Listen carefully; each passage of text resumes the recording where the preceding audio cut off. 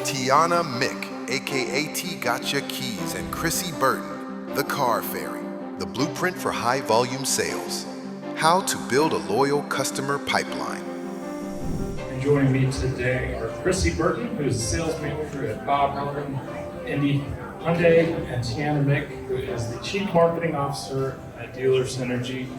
They're here to talk about the blueprint for high volume sales, how to build a loyal customer pipeline. But first, Crissy, Tianna, great to see you. Thanks for joining the live stage. Thank you for having us. How did you guys first connect and first start working together? Such a loaded question, right? I think by the grace of automotive, right? And we're both women in this industry. So I think a lot of what we were doing was very similar, right? We were finding similar success, especially with Crissy building her brand in the industry and me following suit, kind of replicating the same tactics that she did. So I think honestly, we just saw each other on social media. My dad connected us and saw, hey, these are two powerful women in automotive.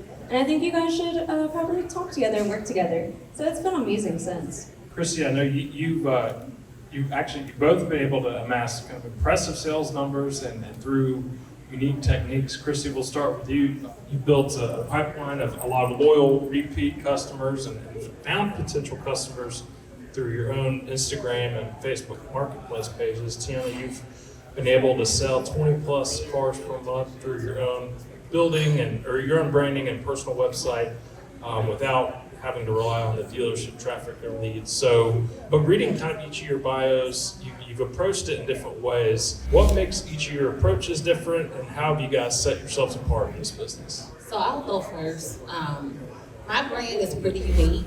I go by Crissy, the Car Fairy, and what makes me a fairy is I give an experience to a certain customer base. I dive more into special finance, so I'm catering to people who feel like they don't have an opportunity to finance vehicles. Some people who feel like their only hope and opportunity is buy here, pay here.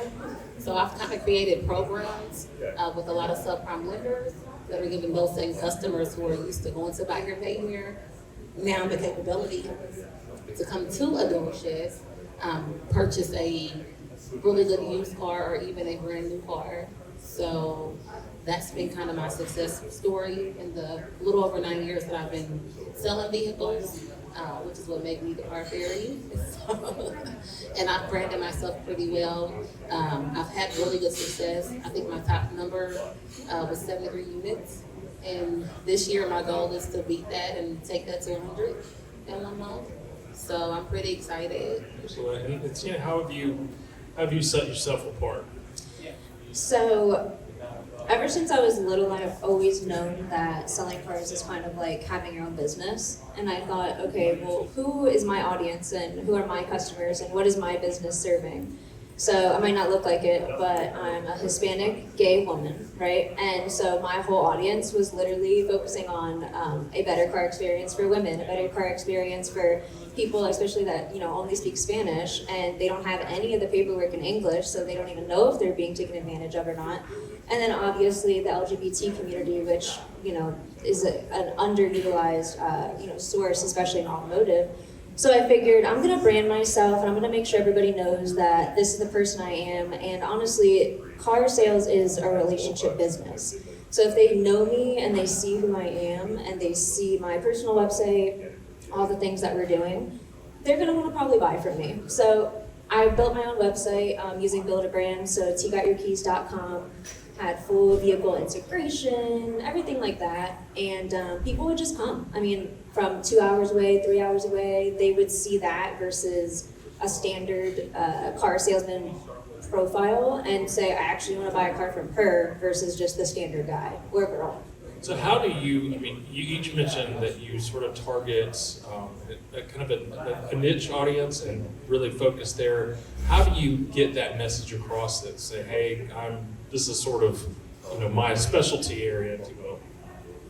I would say for mine, because it is a little unique, right? And can be like politically, crossing some boundaries. But Just simply saying like, hi, I just made a video, and I put some Facebook ad dollars behind it, and I just said, hi, I'm Tianna Mick, proudly serving the LGBT community. If you're looking for a fun, fast, easy car buying experience and you want to feel comfortable in the environment that you're in, please reach out to me. I'd be more than happy to connect, show you the vehicles that we have, just simple things like that, and then replicate that for the Hispanic community, right? I know us, Latinos and Latinas, we are so taken advantage of, especially if we don't have the paperwork in the Spanish language. So just replicating things like that really kind of had people come to me. I'll say engagement is everything with me. If you follow me on social media, you'll see that I'm very engaged with my customers. I'm very heavy on Crissy the Car Fairy, but I'm very active with customer reviews as well. So with my customers, I like to showcase the experience, because when you show that anyone can say they're selling cars, and anyone can say that they specialize in no credit, bad credit, no license. But when you're actually showcasing it, you're talking about the testimonial, you're getting the customers engaged, they're interacting as well and leaving reviews or even comments and praising the experience with you. So that's kind of what helped me grow when I first got in the car business. It's definitely carrying me now. Tianna talked about the website, because I have the same, CrissyTheCarFairy.com, which is through Build a Brand. So my website is very unique, because customers, like she said, we're integrating inventory. My customers can go on there and they can see exactly what the dealership has to offer. They can do trade appraisals directly on the website. They can schedule appointments. Now they can even apply for a vehicle and know within seconds if they're approved. So it's a pretty good process that I've set up for myself.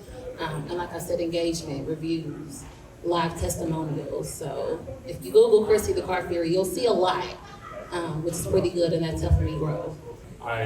During college, I was a server at Red Lobster in North Carolina, and people come there to eat and whatever, but there was one dude there who he had his own kind of just personal brand, and people would come to the restaurant specifically and request this guy. So even within a small restaurant, he was able to establish a brand, and now you're starting to see that in automotive with a whole lot more tools to get that brand out there. But it's one thing to be able to find your niche and find customers who may resonate with what your brand, but how do you keep them? How do you keep a pipeline of loyal customers coming back? So I actually just talked about this recently with customer retention. I remember a couple years ago, a customer coming in, and they literally said that they felt like a number. And that's the worst thing that you want, is to go somewhere in purchasing a vehicle is huge, So, and you definitely want to feel like, you want to make it a memorable experience. I want to brag to my friends, hey, I got a car from such and such, and it was pretty dope, it was stress-free, because we all know that customers think that they dread coming into a dealership because it's stressful, right? So the biggest thing is what helps with customer retention, because I have a lot of customers who come back to me every year. Their families are only purchasing vehicles from me. And it's because I engage with them. I don't just make it about purchasing a vehicle. I'm getting personal. I have 3 kids. Do you have 3 kids? What do you like to do? What do the kids like to do? If I have a birthday for a kid and I know that your kid is too, I'm sending invites. It's not just about you being my customer. We're family, we're friends. Having that mind frame and being in LA is definitely gonna automatically have people think about you forever. Hey, my best friend needs a car. Well, you better make sure you go to Crissy. I would say, and I don't know if every dealership has it, but every dealership should, is what really kind of made customers keep coming back to me was having my own value package proposition as a salesperson, right? So, and Crissy actually does a lot of this too. So basically, every time you purchase a vehicle from me, I would let them know, hey, 5% is going to the Voorhees Animal Shelter Orphanage, right? 5% is going to, the Trevor Project, different communities and charities, letting the customer know, hey, when you do business with us, not only with the dealership, obviously we do those things, but when you do business with me, these are all of the causes that you're actually helping support. And, with women, the Hispanic community, and also the LGBT community, we are very good with coming together, being prideful, and supporting each other, and really showing up. So with my own value package proposition as a salesperson, with that, and what Crissy does too is amazing, We both have partners in the community, whether that be at a nail salon, a hair salon, a pizzeria. Because then when you go and you buy a car from me, or even if you go for a test drive, you're gonna leave with a free pizza coupon, or hey, you're gonna leave with a 20% off your nails. And then the next time they go to a dealership, that salesperson isn't gonna give them a 20% off their nails or a haircut or anything that benefits them. So it keeps my customers coming back as my personal value package proposition, and I'm always making sure I'm giving them something more than they're giving me. You find that that's, kind of the best way for marketing? I mean, in terms of, setting the brand, like automakers and dealers are able to create a brand or at least market their brand through commercials. It's a bit different for individuals. How do you, once you've kind of established and created your own brand, how do you then spread the word, so to speak? Like Tianna talked about, getting out into the community, because I'm a huge advocate on that. Crissy, the car fairy, carries through everything. I'm in Indianapolis, so everyone's raving over the Pacers, right? And a lot of people are hanging out, so that's the perfect time to engage, get out there, showcase, hey, I'm a real person. I want to interact with you guys. I want to support you.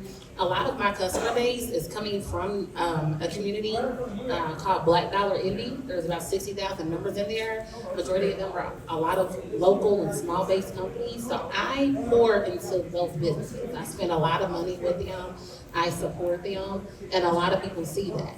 So they're like, okay, well, she's just not, trying to service us and get us and convince us to buy a car from her. She's also supporting us. She's giving back to her community. So I think because now that I'm in the sales manager side, a lot, and I've worked with, a couple of dealerships, I noticed that a lot of dealerships don't tap into that market, and it's free advertisement. Sometimes it doesn't even cost you much. Like dealerships to spend $100,000 on a product, searching for leads. Well, you can just engage and get out into the community, and it costs you nothing, and then you're filling up the showroom floor. And you guys both have talked about this, sharing life and interests beyond the dealership with potential customers. What's worked for you? What's been some of the ways that you say, hey, you know what, I love this in my personal life, maybe that resonates with you. How do you get that message across to the average Joe or Jane? I would say, especially in the generational Z, right, which is the new car buyers and the next generation to really be the main consumers of everything, especially automotive. As we were talking in the beginning, I think our culture is so indoctrinated with niches, as you said, and finding specific groups. So if you're just authentically you, all of the social medias that are already built are literally built to put people like you in front of people like you, right? So TikTok especially is huge. I mean, when you put out an ad or any kind of video, they're AI analyzing the video of, okay, is she blonde? Does she have brown hair? They're making sure that they put whatever content they think that, oh, this looks like him. He's gonna look like a guy that would look at this content that looks like this guy, right? So all the social medias kind of do that. So I would say just be authentically you and people will follow. I think what gets lost in translation is when people try to be someone that they're not, right? And the customers can see that and they can feel that. So I'm like a super chill, like Crissy is, right? Like you talk to us like we're best friends. Like we're not the most like professional cutthroat people. Like if you come in front of our desk, we're gonna be like, hey girl, like what are you here for? What are we looking at, right? And if you're not like that, for real in your core, and you are like that in social media and they come to your desk, they're gonna sense that and they're gonna be like, oh, this is phony, I don't like this. So if you are that cutthroat professional guy, then be that guy or girl, or if you're that goofy girl or guy, be that person, right? Because your people are gonna flock to you. And luckily with the technology that we have now, they're gonna be put in front of you anyway. So I would just say be authentically you and the rest will follow, that's for sure. Like Tianna said, a lot of the things that you do on social media, you tend to see a trend of. Like you search a certain video, you're gonna see the algorithm is gonna show you. And I've noticed that a lot of people make a mockery out of certain situations. For instance, I do special finance. If you get on TikTok, you'll see a lot of people who are making a mockery out of people who have a 400 credit score, or they can't get approved, or they're, making comments about financing through Santander and Westlake. And I'm total opposite.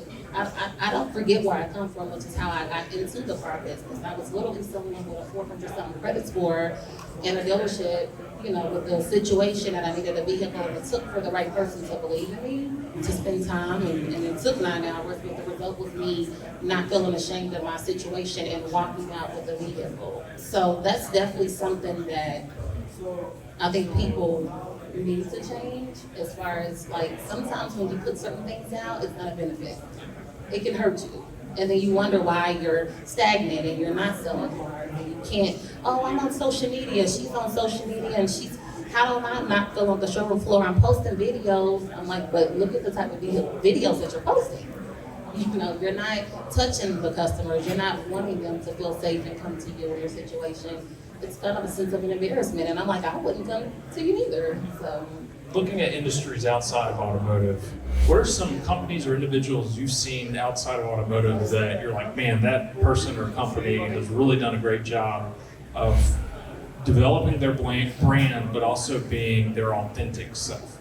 Yeah, I would say like if anybody has kids here, like any YouTuber that your kid watches, like Mr. Beast or Ryan's Toys, right? Like any of those people, they're literally taking themselves and they're branding themselves and making themselves a business, and they're putting out video content, right? So the same thing that they're doing, you can do for yourself, whether that be branding, and then you're putting out vehicle inventory, reviews, testimonials. So any influencer, you can literally look up top 10 influencers right now. If you copy everything that they're doing, the consistently posting, always having logos, branding, never missing a day, keeping that tone, you will find success, right? I mean, we're not reinventing the wheel. There's people on YouTube right now making millions of dollars doing the same things as each other, but the only difference is what we were talking about earlier is that they're authentically them, right? I mean, I would never connect with Mr. Beast versus like Tianna Mojo or some of the girls that I watch, right? But that's my audience. So same exact thing. Just because you feel like, oh, I don't want to copy this person, absolutely not, right? Because you're going to say it a different way, you're going to give the tone and delivery a different way. So I would just say like any influencer out there is literally taking all the strategies that we're doing and they're making millions. So again, I'm in Indianapolis, I'm home of the Pacers, and the Pacers are like killing it with advertisement right now. A good friend of mine he's a local rapper, and he has a really popular dance that came out back in like 2005. And it became trendy on TikTok, right? So everybody's doing this challenge.